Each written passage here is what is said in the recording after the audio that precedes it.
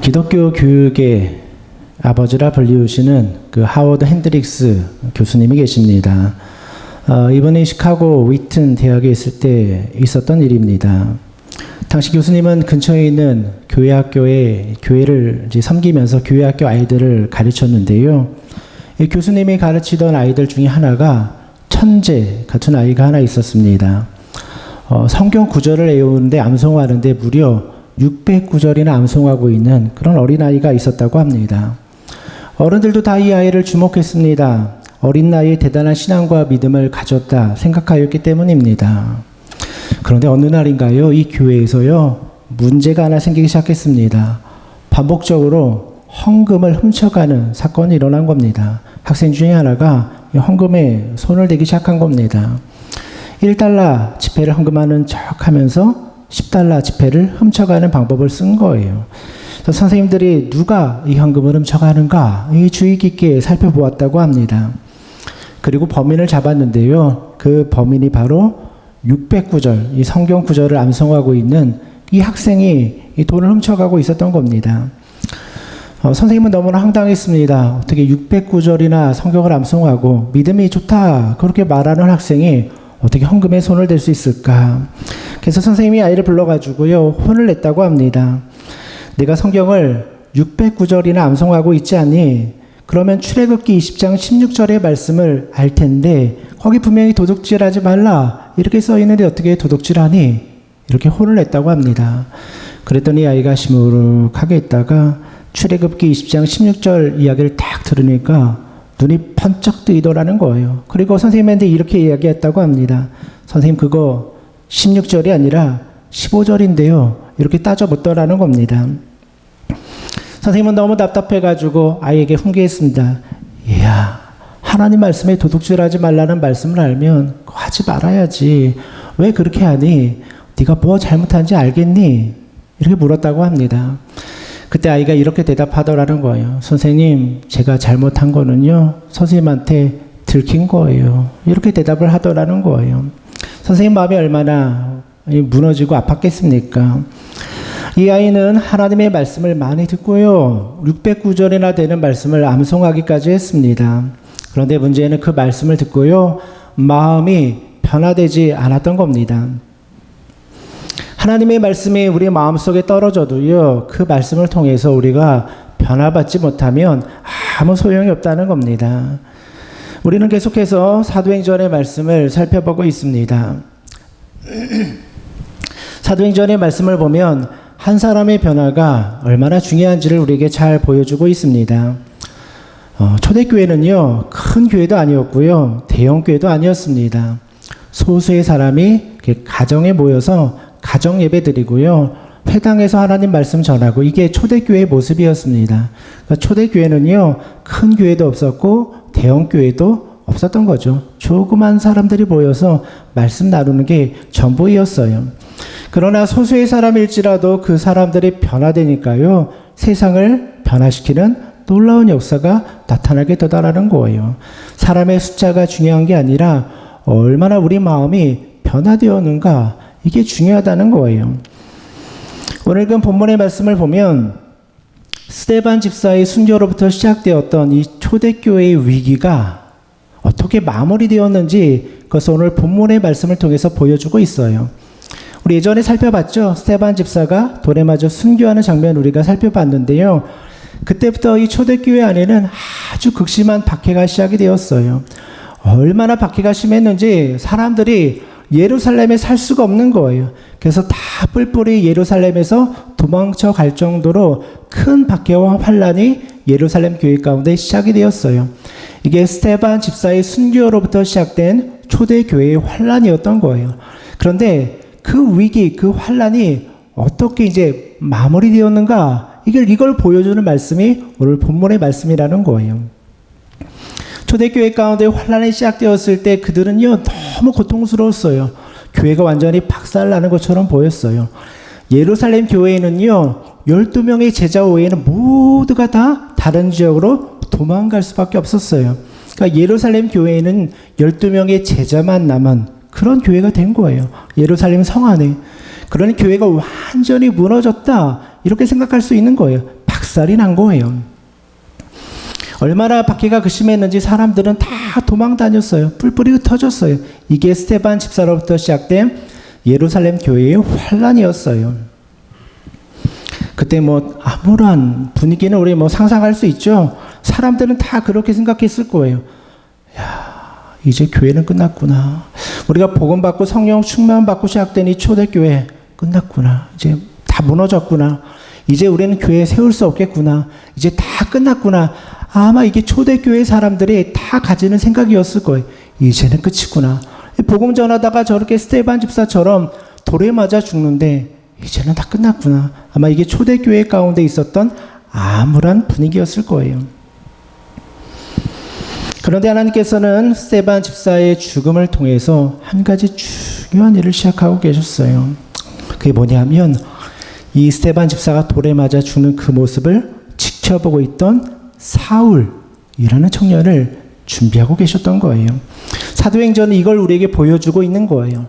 스데반 집사가 돌에 맞아 처참하게 죽어가고 있을 때 그 옆에 서 있던 사울이라는 청년이 있었더라. 사도행전이 이걸 보여주고 있는 거예요.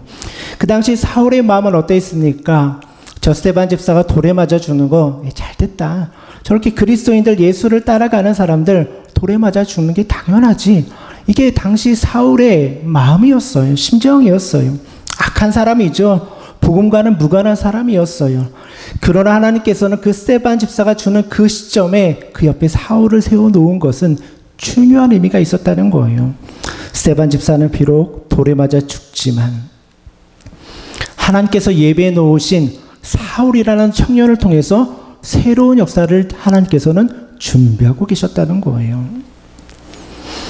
여러분, 우리도요, 교회 생활하다 보면 위기를 만나요. 돌에 맞아 처참하게 쓰러지는 아픔을 당할 때도 있어요. 교회도요, 환난과 핍박을 받아서 흔들리고 어려워질 때가 있어요. 위기를 만날 때가 있어요. 근데 중요한 것은 하나님께서 그 위기의 시간에 사울이라는 청년을 준비하고 계시더라는 거예요. 새로운 역사, 새로운 일들, 하나님께서 새로운 일들을 준비하고 계신 거예요. 우리는요, 이 사울이라는 청년, 나중에 변화되어서 사도 바울이 되죠. 이 사도 바울을 통해서 얼마나 큰 역사가 일어나는지 우리 잘 알고 있어요. 여러분 잘 아시죠? 바울 한 사람을 통해서 뭐가 변화되었습니까? 유럽 전역에, 유럽이라는 큰 대륙 땅에 복음을 증거하는 역사가 나타나게 되더라는 거예요. 바울 한 사람을 통해서 유럽 전역이 변화되고요. 지금 기독교 국가가 세워질 수 있었던 배경이 바울 한 사람을 통해서 이루어졌다는 거예요. 바울이 없었으면 유럽의 복음화 있을 수 없는 일이에요. 또 바울 한 사람을 통해서 이루어진 일이 무엇입니까? 바울을 통해서 수많은 교회를 향한 서신서를 기록하게 해주었고요. 그게 오늘날의 신약 성경이 된 거예요. 신약 성경 뒤에 나와 있는 서신서들 있죠? 다 바울이 쓴 거예요. 바울이 그 서신서를 쓰지 않았다면 지금 우리가 읽고 있는 신약 성경은 지금 존재하지 않을 거예요. 이처럼 한 사람의 변화를 통해서요, 유럽 대륙이 변화되고요. 그리고요, 신약 성경이란 위대한 이 성경을 기록하는 업적을 바울 통해서 이루게 해 주었다는 거예요. 스데반 집사가 돌에 맞아 죽는 그 시간에 하나님께서는 새로운 사람 바울을 준비시켜 주시고 그를 훈련시켜 주고 계셨다는 거죠.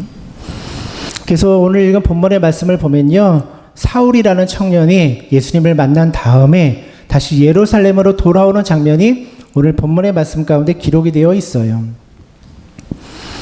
26절의 말씀을 보면 이렇게 기록하고 있는데요. 사울이 예루살렘에 가서 제자들을 사귀고자 하나 다 두려워하여 그가 제자됨을 믿지 아니하니. 오늘 26절의 말씀을 보면요, 사울이 예루살렘으로 가서 제자들을 사귀고자 하였다, 이렇게 기록하고 있어요. 다메섹 도상에서 예수님을 만났던 사울, 우리 예전에 살펴봤죠? 다메섹으로 가던 길에 예수님 믿는 자들 핍박하기 위해서 다메섹으로 가는 길가에서 부활의 예수님을 만나고 완전히 무너지고 변화되었죠. 그런데 이 말씀을 그냥 읽어보면요, 사울이라는 청년이 예루살렘에서 다메섹으로 예수님 믿는 자들을 핍박하기 위해서 갔다가 중간에 예수님 만났잖아요. 그리고 다메섹에 들렸다가 바로 예루살렘으로 돌아온 것처럼 느껴질 수가 있어요. 아마 이 사도행전의 말씀을 그냥 아무 생각 없이 읽으면요, 사울이 이 공문 받아가지고 대제사장들에게 공문 받아가지고 이 다메섹으로 예수님 믿는 자들 잡으러 갔다가 거기서 예수님 만나고 변화되어서 바로 예루살렘으로 다시 돌아왔구나, 이렇게 생각할 수가 있어요. 그런데 사실 이 말씀은요, 사울이란 청년이 예루살렘에서 공문을 받아서 다메섹으로 출발했다가 3년이라는 시간이 지난 다음에 다시 예루살렘으로 돌아오는 장면을 오늘 말씀에 기록하고 있더라는 거예요. 그러니까 사울이 예루살렘을 출발한 지 몇 년 됐습니까? 3년. 3년이라는 시간이 지난 후에 다시 예루살렘으로 돌아왔다. 이게 바로 오늘 본문 26절의 말씀이라는 겁니다. 사울은 다메섹으로 가던 길에서 예수님을 만났고요. 그 다음에 변화되어가지고 다메섹, 원래는 예수님 믿는 자들 다 잡아 죽이고자 다메섹으로 가고 있었는데 변화되어가지고요. 다메섹에 도착한 다음 뭐 했습니까? 거기서 전도했어요. 예수님 믿으라고 전도했어요. 사실은 다메섹에 예수님 믿는 자들 잡아 죽이고 감옥에 넣으러 갔는데 변화되어가지고요. 그곳에 가서 다메섹에서 전도했어요. 예수님 믿으라. 그 즉시로 전도했어요. 그리고 사울이 그 다음에 한 일은 뭐냐면 3년 동안 아라비아 광야에 가가지고 경건의 훈련을 하게 됩니다. 3년이라는 시간 동안. 그동안 내가 알았던 율법들 잘못되었구나. 내가 그동안 하나님 섬긴다고 했는데 이거 잘못됐구나. 이거 3년 동안 성경 공부하면서 개인적인 영성 훈련을 하게 되었다는 거예요. 기도하고 말씀 보고 하나님의 복음, 하나님의 말씀 이런 것이구나. 다시 깨닫는 시간, 3년의 훈련 시간을 갖게 된 거예요. 그리고 3년이 지난 다음에 비로소 예루살렘으로 다시 돌아오게 되었더라. 그러니까 3년의 시간이 지난 거예요. 떠난 지 3년 만에 다시 예루살렘에 돌아와서 제자들을 만나고자 했다는 거예요. 여러분, 이 말씀을 한번 깊이 한번 묵상해 보세요. 3년 전에 초대교회는 어떠한 모습이었습니까? 사울이 이 공문 받아가지고 예루살렘을 떠났대. 3년 전에 예루살렘 교회는 어떤 모습이었습니까? 우리 그동안 살펴봤잖아요. 스데반 집사가 돌에 맞아 죽고요. 교회는 처참하게 무너지고요. 사람들은 뿔뿔이 흩어지고요. 절망과 좌절. 이제 복음 전하다가는 죽겠구나. 나도 돌에 맞아 죽겠구나. 두려움, 공포. 교회는 다 무너진 것처럼 느껴지는 게 3년 전의 상황이었다는 거예요. 3년 전에 사람들은요, 두려워 떨었고요. 절망 속에 있었어요. 그게 사울이 예루살렘에서 공문 받아가지고 떠날 때의 모습이었다는 거예요. 3년 전의 모습. 그러나 3년 후가 지난 다음에 지금 교회의 모습은 어떻게 변화되었습니까? 가장 큰 변화는요, 그 위대한 사도 바울, 사울이라는 이름으로 살았던 그 유대인의 이 폭행자, 그죠? 비방자, 이러한 이 사울이 다메섹 도상에서 예수 그리스도를 만나고 변화되어서 훈련받고 연단받아서 3년 만에 다시 예루살렘으로 돌아오는 사건이 일어나게 되었다는 거예요. 유대교 안에서도요, 충격적인 사건이에요. 사울 다 알잖아요. 저 열심당원, 열심히 그리스도인들 박해하던 사람, 그 사람이 변화되었대. 유대교 안에서도요, 소문이 퍼지기 시작하는 거예요. 어떻게 사울이 변화돼? 사람들 사이에서 소문이 퍼지면서 충격을 받는 거예요. 야, 다른 사람 몰라도 사울이 변화될 줄은 몰랐어. 소문이 퍼지는 거예요. 그리스도인들 안에도 소문이 퍼지는 거예요. 우리를 잡아 죽이려 했던 사울이 변화되었대. 야, 놀라운 일이야. 어떤 사람들은 성령의 역사야, 이렇게 고백하는 사람도 있었겠죠. 또 어떤 사람들은 나는 믿을 수 없어, 이렇게 말하는 사람도 있었겠죠. 어쨌든 이 사울의 변화를 통해서 초대교회와 그 유대교 문화 속에는 충격적인 일들이 3년 동안 일어나게 되었다는 거예요. 스데반 집사가 죽으면서 교회는 끝났구나. 핍박이 와서 이제는 도망 다녀야 되겠구나. 교회는 세울 수 없어. 사람들이 절망 속에 살아가고 있을 때 하나님께서는 이 사울이라는 청년 하나를 변화시켜서 새로운 교회 역사를 준비하고 계셨다는 거예요. 한 사람의 변화가 교회를 일으키고요. 한 사람의 변화가 새로운 역사를 써 나가게 되더라는 거예요. 성경에는요, 사울만 기록이 되어 있지만 사울만 변화되었겠습니까? 유대교를 믿던 수많은 변화된 사람들이 있었겠죠. 교회 안에서도 성령 받고 변화받아 훈련받은 사람들이 하나씩 일어나고 있었겠죠. 겉으로 볼 때는 다 무너진 것 같았는데 그 속에 하나님은 새로운 소망의 꽃을 피우고 있었던 거예요. 새로운 일들을 준비하고 있었던 거예요. 근데 여러분 한번 생각해 보세요. 3년 전에 스데반 집사가 죽었을 때 에이, 교회는 끝났어 하고 다 포기하고 떠나간 사람들이 있었다면 그들은 하나님의 역사 보지 못했겠죠. 에이, 끝났어. 이제는 전도하다간 죽어. 야, 집으로 도망이나 가자 했던 사람들이 있었다면 하나님의 역사는 보지 못했겠죠. 3년 동안 준비하신 하나님의 일들을 기다렸던 사람들은 다시 교회가 일어서고 다시 교회가 부흥하는 모습을 보게 되더라는 거예요. 그래서 우리에게 필요한 게 무엇입니까? 하나님의 때를 읽을 줄 알아야 된다는 거예요. 하나님이 준비하신 일들을 볼 수 있어야 된다는 거예요. 겉으로만 보지 말고요, 안으로 영적인 하나님의 역사들을 볼 수 있어야 된다는 거예요. 성령의 역사, 하나님의 인도하심, 이거 붙잡고 나가는 게 교회의 모습 아니겠습니까? 겉모습이 중요한 것이 아니라, 그잖아요. 초대교회 겉모습으로 봐서는 망했잖아요. 끝났잖아요. 예루살렘 교회의 성도들이 다 떠나서 12명의 제자만 남았대요. 그냥 목회자만 남은 거예요. 성도들이 다 떠나버린 거예요. 망한 교회잖아요. 근데 그때 하나님께서는 새로운 역사를 준비하고 계셨던 거예요. 우리가 정말 믿음의 사람이라면 겉모습을 볼 것이 아니라 그 안에서 역사하여 주시는 성령의 인도하심, 성령의 능력을 볼 수 있어야 된다는 거예요. 그거 놓치면 아무것도 없는 거예요. 교회는요, 성령의 역사를 붙잡고 살아가는 거가 교회라는 거예요. 하나님은요, 불가능한 곳에서 역사하셔서 새로운 가능을 보여주시는 게 하나님의 역사라는 거예요. 어디 초대교회가 뭐 가능성이 있었습니까? 3년 전에 다 무너진 교회, 다 박살난 교회. 그러나 그때를 기다렸던 3년을 핍박 속에 기다렸던, 그죠? 선택받은 그 직분받은 집사님들, 그러한 분들을 통해서 초대교회가 유지되고 다시 일어설 수 있게 되었다는 거예요. 중국 내륙에 가서 선교의 문을 여셨던 허드슨 테일러 선교사님이라는 분이 계세요. 여러분 잘 아실 거예요. 이분이 이제 아무도 중국에서는 내륙에 들어가서 선교를 하지 않았어요. 중국 땅덩어리 크잖아요. 다들 와가지고 항구에서 이렇게 전도하고 뭐 이제 바닷가 근처에서 전도하는데 중국 그 당시는 뭐 교통이 있습니까? 내륙에 들어가서 전도하는 사람이 없었어요. 그 문을 처음으로 열었던 사람이 허드슨 테일러 선교사님이세요. 이분이 얼마나 열정적으로 복음을 전했는지 중국 사람들처럼 옛날에 중국 사람들 이렇게 변발하고 살았잖아요. 홍콩 영화 같은 거 보면은 앞에 이렇게 깎았잖아요. 변발. 그러니까 이 외국 사람임에도 불구하고 허드슨 테일러가 중국에 들어가서 자기도 변발하고 다녔어요. 변발하고 머리 묶고 다니고 그러면서 복음을 막 전한 거예요. 열정이 있으니까 중국 사람처럼 자기 모습 다 바꾸고 자존심 다 버리고 복음을 전한 거예요. 그런데 그러다 보니까 시기하는 사람들이 생기는 거예요. 서양 사람들 자존심 세잖아요. 자신들이 동양 사람들보다 우월하다 뭐 이런 마음이 있었잖아요, 옛날에. 그러니까 이게 부딪히기 시작하는 거예요. 야, 너는 자존심도 없냐? 왜 그렇게 넌 유난을 떨면서 복음을 전하냐? 뭐 이러면서 다른 선교사님들과 갈등이 시작이 된 거예요. 막 싸움이 시작이 된 거예요.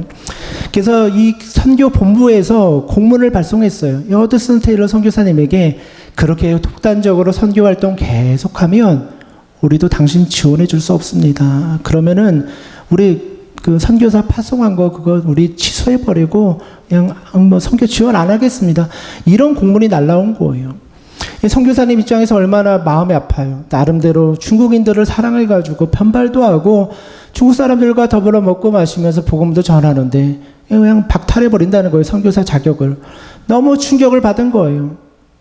그런데 그때 또 하나 통해 편지가 날라와요. 사랑하는 연인이 있었나 봐요. 결혼을 약속한 연인이. 근데 이 연인이 이별 통보 편지를 보낸 거예요. 당신 성격이 너무 독단적이어서 나는 당신과 같이 평생을 살아갈 수 없습니다. 우리 이제 헤어집시다. 멀리 중국 땅에 떨어져 있는데 선교사 이제 박탈당한다는 편지 받고 또 이제 결혼 약속한 사람은 이별 편지를 받으니까요. 너무 마음이 낙심이 된 거예요. 다 무너져 내린 거예요. 그래서 허드슨 테일러 선교사님이 이제는 나는 선교사 이거 못하겠다. 선교 못하겠다. 이런 마음이 들었다고 해요. 더 나아가서는 살고 싶은 마음도 없었다고 해요. 막 이별 통보까지 받으니까 야, 이제는 못 살겠다. 이제는 사는 것도 힘들겠다. 그런 극단적인 마음까지 품었다고 해요. 완전히 무너지고 완전히 좌절한 거예요. 소망을 다 잃어버린 거예요. 이제 주님의 일은 못하겠구나. 이런 생각이 든 거예요. 그때 허드슨 테일러 선교사님 옆에 있었던 친구가 있었는데 윌리엄 번스라는 친구가 있었다고 해요. 좌절하고 있는 허드슨 테일러 옆에 와가지고 이렇게 말했다고 합니다. 우리 마음도 울적하고 마음도 우울한데 우리 여행이나 다니자. 내가 당신과 동행에게 줄 테니 우리 여행이나 다니자 하면서 7개월 동안 중국의 여러 지역을 이 윌리엄 번스가 같이 여행을 다니게 됩니다. 이곳저곳을 다니면서 쉬면서 재충전을 하는 거죠. 근데 이 윌리엄 번스 친구가 허드슨 테일러에게 해 주었던 말은 딱 두 마디였다고 해요. 딱 두 마디. 다니면서 여행 다니면서 두 마디만 해 주었다고 해요.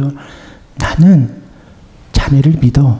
나는 자네를 믿어. 이거 하나 얘기했대요. 내가 너 믿어줘. 다른 사람 몰라도 난 당신 믿어. 그리고 또 하나는 나는 자네를 끝까지 따라갈 거야. 내가 언제나 당신 옆에 함께 해줄 거야. 윌리엄 버스가 위로해 주었던 딱 두 마디라고 해요. 나는 당신을 믿어. 그리고 당신이 어딜 가든지 난 함께 할 거야. 이 말만 계속 해줬는데 7개월이 지나면서 허드슨 테일러의 마음이 조금씩 위로를 받으면서 회복하기 시작하다라는 거예요. 여러분, 우리가 좌절하고요, 포기하고 싶은 어려움을 만날 수가 있어요. 사람들은 누구나 그런 경험을 해요. 그때 하나님께서는 우리에게 와서요, 동일하게 말씀해 주는 거예요. 나는 너를 믿어. 내가 너를 믿어주고 있어. 나는 네 편이야. 그리고 나는 항상 너와 함께 해줄 거야. 하나님도 우리에게 동일한 말씀을 주시는 거예요. 하나님이 믿어주는데 다른 사람이 뭐라고 하면 어때? 하나님이 인정해 주는데 다른 사람이 뭐라고 하면 어때? 주님이 우리에게 말씀해 주시는 거예요. 그 말씀을 들을 때 우리 마음이 회복되고 위로를 얻게 되는 거예요. 우리가 인생의 고난을 경험하고 다 무너질 것 같을 때 누가 우리를 세워줍니까? 하나님밖에 없는 거예요. 하나님이, 그죠? 성경 보세요. 하나님이 나의 힘이요. 그죠? 하나님이 나의 반석이요. 이게 우리 힘이 되는 거예요. 하나님이 우리의 피난처시요. 그죠? 하나님이 우리를 보호하여 주시고 하나님이 나의 반석이 되어 주시는데 뭐 걱정할 게 있어요. 하나님이 나의 힘이 되어 주신다는데 하나님이 나의 능력이 되어 주신다는데 뭐 걱정할 게 있어요. 하나님 붙잡고 살아가면 되죠. 하나님이 내 편이 되어 주신다는데 이게 우리들의 마음의 위로가 되는 거예요. 하나님 오늘도 여러분에게 말씀해 주고 계세요. 난 너 믿어줘. 걱정하지 마. 내가 너의 편을 서줄게. 하나님의 음성이 하나님의 인도하심이라는 거예요. 우리는요, 그냥 하나님의 손에 붙잡혀 있으면요, 걱정할 필요 없어요. 하나님 꽉 붙잡고요, 인도해 주시는 거예요. 하나님 꽉 붙잡고요, 지켜주시는 거예요. 하나님이 지켜주시는데 뭐 걱정해요. 그죠? 하나님이 나를 붙잡아 주시는데 뭐 걱정해요. 하나님 의지하고 살아가는 거죠. 내가 그냥 하나님 편에 서 있으면요, 걱정할 거 없어요. 하나님이 나를 지켜주신다는데, 하나님이 나를 믿어주신다는데, 이게 바로 초대교회를 향한 하나님의 메시지였어요. 그러니 다 무너진 것 같은 교회가 일어설 수 있는 능력은 바로 여기 있었던 거죠.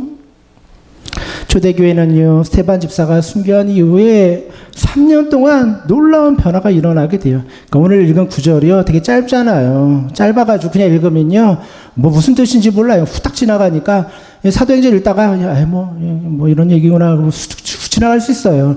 근데 한번 잘 읽어보면 여기 굉장히 중요한 메시지가 들어있는 거예요. 스테반 집사로부터 시작되었던 3년의 환난과 그 고통과 어려움들이 어떻게 마무리되었는지 결론의 말씀이 오늘 본문에 나와 있는 거예요. 그 말씀이 오늘 읽었던 31절의 말씀이에요. 한 절로 딱 돼 있으니까 읽다가 그냥 지나치는 사람들 많아요. 근데 31절에 이렇게 기록하고 있어요. 그리하여 온 유대와 갈릴리와 사마리아 교회가 평안하여 든든히 서가고 주를 경외함과 성령의 위로로 진행하여 수가도 많아진지라. 되게 짧잖아요. 그죠? 아마 여러분들도 이 구절을 주의 깊게 읽지 않았을 거예요.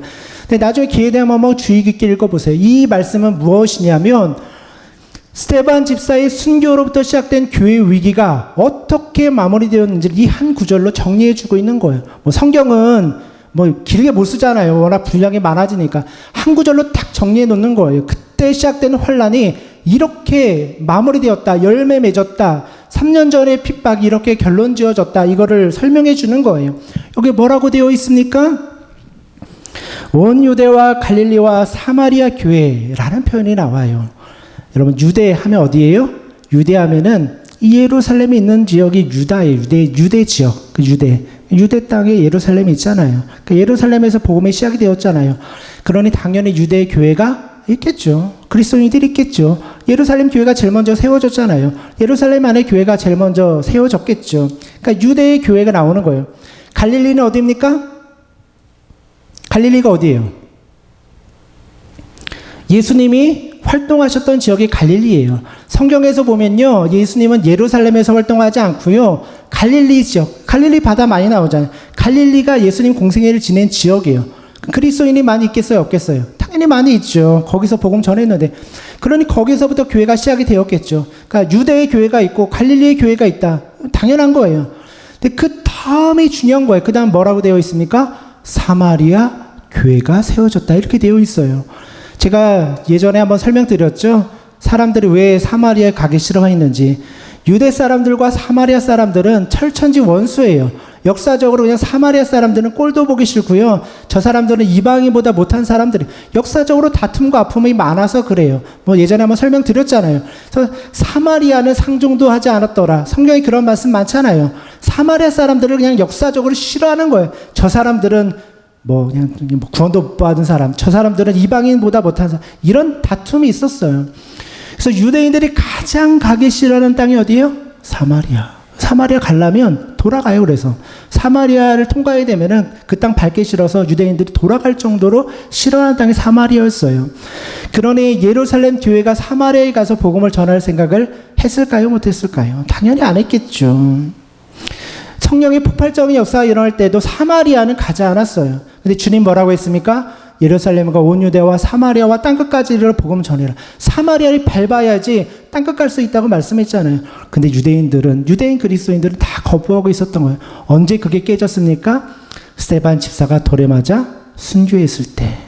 환란이 오고 핍박이 오니까 도망가다가 누가 갑니까? 빌립 집사가 사마리아 땅까지 도망가서 복음을 전하기 시작했어요. 성경에 기록이 되어 있잖아요. 그냥 기록이 되어 있는 거 아니에요. 빌립 집사가 사마리아에 갔다더라. 그냥 기록한 게 아니라 중요한 영적인 의미가 있어서 기록한 거예요. 아무도 가기 싫어하는 곳에 환란과 핍박이 시작되어서 빌립 집사가 사마리아에 갔다더라. 복음 전하니까 변화된 역사가 나타나기 시작하는 거예요. 그러니까 누가 갑니까? 베드로 사도가 찾아갔잖아요. 기도해주고 성령 충만. 기억나시죠? 그 말씀. 기도해주니까 성령 받고 막 충만한 역사가 일어났잖아요. 그게 3년 전 스데반 집사의 환란, 스데반 집사의 순교로 시작된 환란 때 일어났던 사건이라는 거예요. 그리고 돌아서 3년이 지난 다음에 오늘 성경이 기록하고 있는 거예요. 유대의 교회가 세워지고 갈릴리 교회가 세워졌는데 사마리아에도 교회가 세워졌더라. 그냥 읽어가면요, 왜 사마리아 교회가 기록되었는지 아무도 몰라요. 그냥 여러 교회가 세워졌나 보다. 그렇게 기록한 게 아니에요. 사마리아 교회가 세워진 것은 교회 역사상 너무나 중요한 사건이기 때문에 이 본문에 그 이름을 기록해 놓고 있는 거예요. 언제 시작됐습니까? 스데반 집사의 순교 때부터, 환란 때부터 이 복음의 역사가 시작이 되었다는 거예요. 교회가 다 무너졌다, 교회가 다 망했다 시작했던 그 시점에 하나님은 사마리아 교회를 준비하고 계셨다는 거예요. 누가 알았겠습니까? 사마리아 교회가 세워질 줄. 누가 알았겠습니까? 사마리아 사람들이 성령 충만을 받을 줄. 누가 알았겠습니까? 이게 바로 성령의 역사다. 이것을 말해주고 있는 거예요. 유대와 갈릴리 사마리아 지역에 교회들이 있었는데 그 교회들이 어떻게 되었다 말씀하고 있습니까? 오늘 본문 말씀을 보니까 평안하여 든든히 서가는 교회가 되었더라. 평안하고 든든히 서가는 교회가 되었더라. 굉장히 중요한 말씀이에요. 하나님께서 교회를 든든히 세워주었는데 그 교회는 어떠한 교회라고 말씀해주고 있습니까? 평안한 교회. 평안한 교회. 평안한 교회가 든든히 서가는 교회다. 이렇게 말씀해주고 있어요. 유대 교회, 갈릴리 교회, 사마리아 교회의 특징이 무엇입니까? 평안한 교회래요. 평안한 교회. 평안한 교회. 여러분, 교회는요, 평안을 잃어버리면 다 잃어버린 거예요. 평안해야 돼요. 사람들이 교회에 올 때 마음이 평안해야 돼요. 평안해야 돼요. 마음이 어려우면 그 교회처럼 어려운 게 없어요. 교회는요, 평안한 교회가 되어야지 하나님이 인정하시는 교회예요. 그리고요, 평안한 교회가 돼야지 든든히 서는 교회가 되는 거예요. 평안은요, 교회에 있어서 너무나 중요한 요소예요. 평안이 깨어지면 그것은요, 그것보다 힘든 게 없어요. 평안해야 돼요. 어떤 일을 진행하든지 교회는 평안해야 돼요. 성도님들의 마음이요, 평안해야 돼요. 성도님들의 마음이 어려우면 안 돼요. 어떤 교회든지 평안 잃어버리면 그것보다 괴로운 교회가 없어요. 저는 여러분들이 다 평안했으면 좋겠어요. 우리 성도님들이 다 평안했으면 좋겠어요. 그게 든든한 교회예요. 평안을 잃어버리면요, 교회가요, 달라 보여요. 교회 분위기가 달라져요. 교회에 왔는데 분위기가 이상해요. 그거는요, 하나님이 좋아하시는 교회, 하나님 기뻐하시는 교회 아니에요. 우리 이제 53주년 기념주일로 드리잖아요, 오늘. 좀 얼마나 기쁘고 역사적이고 좋은 날입니까? 우리가 오늘 이 시간에 우리가 바라는 게 뭐가 있을까요? 교회가 평안해야죠, 교회가 마음이 평안해, 성도님들의 마음이 평안해야죠. 그게 교회의 가장 중요한 요소예요. 이거 잃어버리면요, 교회의 어떤 정체성도 잃어버리는 거예요. 오늘 본문 한번 잘 묵상해 보세요. 평안하며 든든히 섰다 이렇게 말하잖아요. 든든하게, 교회가 든든하게 힘있게 서는 게 뭐냐? 평안한 교회라는 거예요. 바꿔 말하면 평안을 잃어버린 교회는요, 든든히 설 수 없다는 거예요. 아무리 세상적인 힘과 능력이 있어도 그 안에 평안을 잃어버린 교회는 든든히 설 수 없다. 주님 이거 가르쳐 주고 있는 거예요. 유대교회, 갈릴리 교회, 사마리아 교회, 돈 있는 교회 아니에요. 건물도 없어요. 가정에 모여서 예배 드리는데 그들 안에 평안이 회복된 거예요. 옛날에는 스테반 집사가 돌에 맞아 죽을 때, 야, 나도 죽으면 어떻게 교회가 이대로 유대될 수 있을까? 이 두려움 속에 살던 사람들이 성령의 역사를 체험하고 이제 마음이 평안해진 거예요.